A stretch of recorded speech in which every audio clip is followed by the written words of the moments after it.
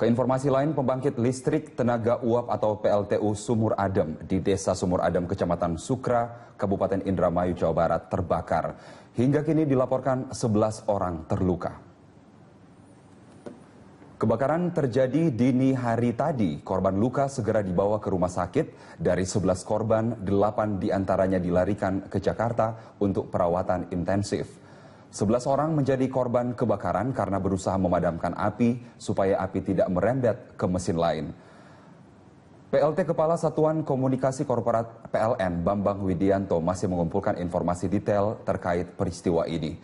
Penyebab kebakaran masih diselidiki termasuk di titik mana saja lokasi kebakaran yang terjadi. HUT TNI yang mengambil lokasi di Dermaga Indah, Kiat, Cilegon, Banten.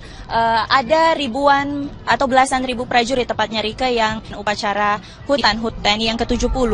TNI mengerit yang merupakan gabungan dari Angkatan Udara, Angkatan Darat, dan juga Angkatan Laut. Adapun gladi bersih yang akan dilaksanakan pada pagi ini dihadiri secara langsung oleh Panglima TNI Jenderal Gatot Nurmantio, didampingi oleh Kepala Staf Angkatan Darat Jenderal TNI Mulyono, Kepala Staf Angkatan Laut Laksamana TNI Ade Supandi, dan Kepala Staf Angkatan Udara Marsikal TNI Agus Supriyatna.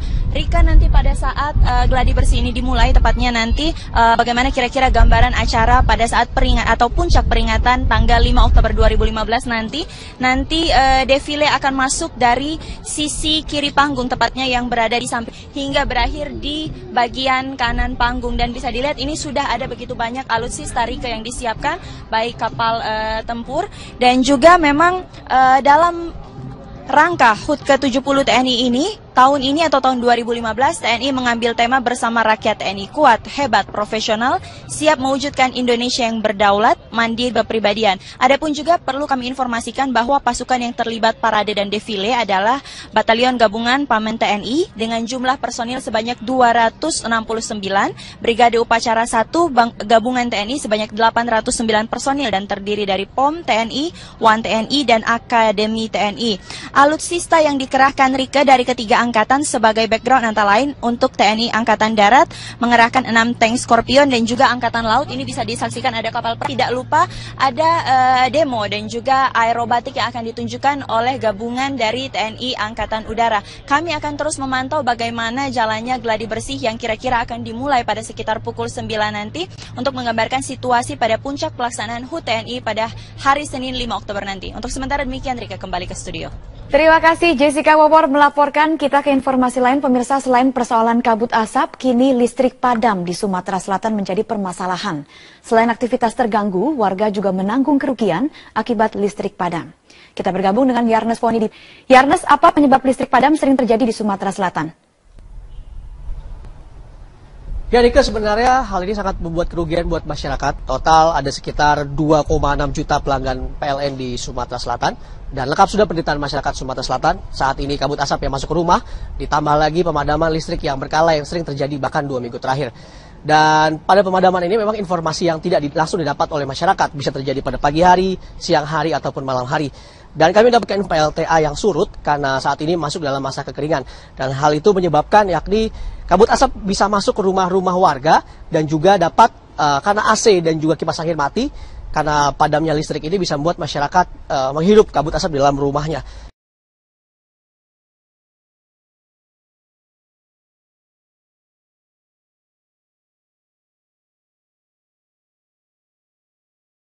Pihak PLN. Dengan kondisi musim kemarau sekarang, beberapa PLTA itu tidak bisa beroperasi. Kalaupun bisa. Ini juga tadi, dan PLN menyatakan defisit daya sekitar 225 sampai dengan 240 megawatt. Berikut petikan wawancara dari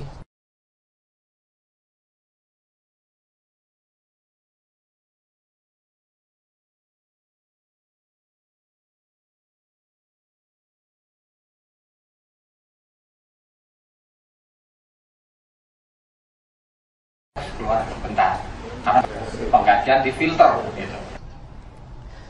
Dampak kerugian ekonomi, material, semua terus terjadi bagi masyarakat Sumatera Selatan karena padamnya listrik ini. Bahkan kadang-kadang terjadi pada malam hari dan juga membuat jarak pandang sangat tipis. Rika? Bahas solusi untuk mengatasi ini.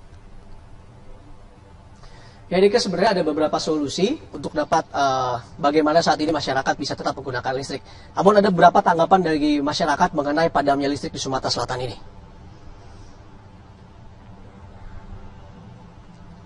Ganggu ya Mbak ya, genset itu hanya bisa untuk nyalain aja, tapi untuk kayak telepon, kayak jaring internet itu kita mati total. Sangat terganggu benar dengan kejadian kayak gini, dan matinya juga sangat lama gitu loh.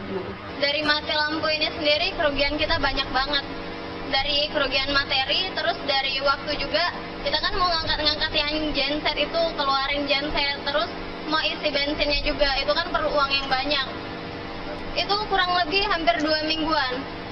Iya, mati lampu udah 2 minggu. Jadi pasien kan nggak yang datang. Susah beraktivitas. Rika, masih ada opsi-opsi lain bagaimana harus dilakukan PLN ataupun masyarakat untuk dapat menyikapi hal ini. Bersama saya dengan pengamat elektronik, Pak Abdul Rahman. Pak Abdul, sebenarnya ada opsi lain nggak sih Pak untuk menekan pemadaman listrik di Sumatera Selatan ini Pak? Kalau kondisinya seperti ini akan terjadi setiap tahun ya, karena kemarau ini bisa terjadi setiap tahun. Satu-satunya jalan ya meningkatkan kapasitas pembangkit listrik gitu. Karena tahun ini saja kalau kita mengandalkan air, kemaraunya sampai kapan kita tidak tahu. Jadi meningkatkan kapasitas pembangkit listrik itu cara yang paling baik gitu. Berarti tidak hanya menggunakan PLTA ya Pak? Ya tidak, karena PLTA itu kan mengandalkan hujan.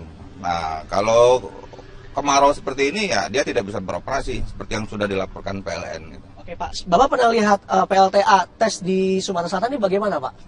Ya, sewaktu saya lewat waktu itu, ya, tahun 95 itu airnya dalam keadaan surut. Nah, jadi juga kondisinya tidak bisa dioperasikan. Ya.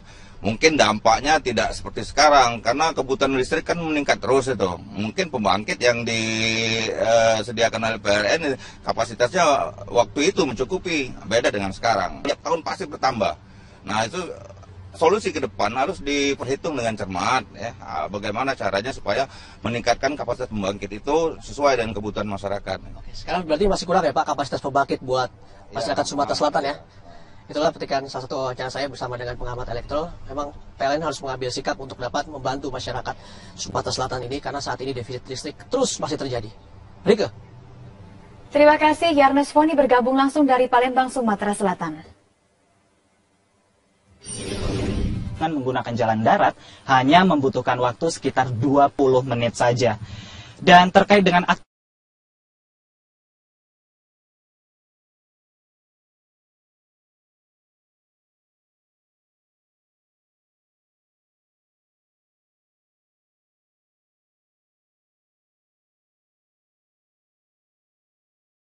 juga pengunjung bisa makan-makan.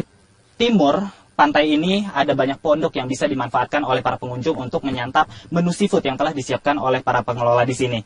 Dan juga memancing di sini karena di sebelah selatan pantai ini berupa karang, maka banyak sekali ikan di sana yang bisa dipancing oleh para pengunjung. Dan yang terakhir, fenomena sunset yang paling penting. Jika pada sore hari, karena ini letaknya di sebelah barat, ini membuat fenomena sunset sangat mudah untuk disaksikan pada sore hari. Dan Rike, yang perlu kami sampaikan di sini adalah memang pengelolaan di Pantai Lampu ini sudah cukup baik. Namun masih ada ratusan wisata di Provinsi Aceh yang masih kurang perhatian oleh pemerintah setempat. Lalu langkah apa yang akan dilakukan oleh pemerintah provinsi untuk memaksimalkan potensi wisata yang ada di Provinsi Aceh? Berikut adalah liputannya, Rike. Selain kota Sabang, masih banyak tempat di Aceh yang memiliki potensi wisata luar biasa, khususnya wisata alam. Mulai dari pantai, perbukitan, serta air terjun yang masih sangat alami. Menurut Dinas Pariwisata Aceh, provinsi ini memiliki sekitar 800 wisata unggulan yang tersebar di berbagai daerah kabupaten kota. Hanya saja, tidak semua lokasi tersebut telah dikelola dengan maksimal oleh pemerintah setempat. Salah satunya adalah kawasan puncak tebing Lamreh yang ada di Kabupaten Aceh Besar. Di sini, pengunjung bisa menikmati panorama laut dan bukit yang sangat menawan. Tapi sayang, akses ke lokasi ini masih sangat terbatas. Begitu juga dengan pengelolaannya. Keterlibatan pemerintah yang minim membuat manajemennya tidak memenuhi standar pariwisata. Tempatnya bagus, pemandangannya juga keren. Sayangnya aja kurang dikelola aja dia sama pemerintah. kesannya. Iya, semoga aja kalau udah kesini lagi jalannya udah bagus, tempatnya udah dikelola udah lebih rapi, lebih layak lah buat wisatawan. Menanggapi hal ini, Dinas Pariwisata dan Budaya Aceh akan lebih gencar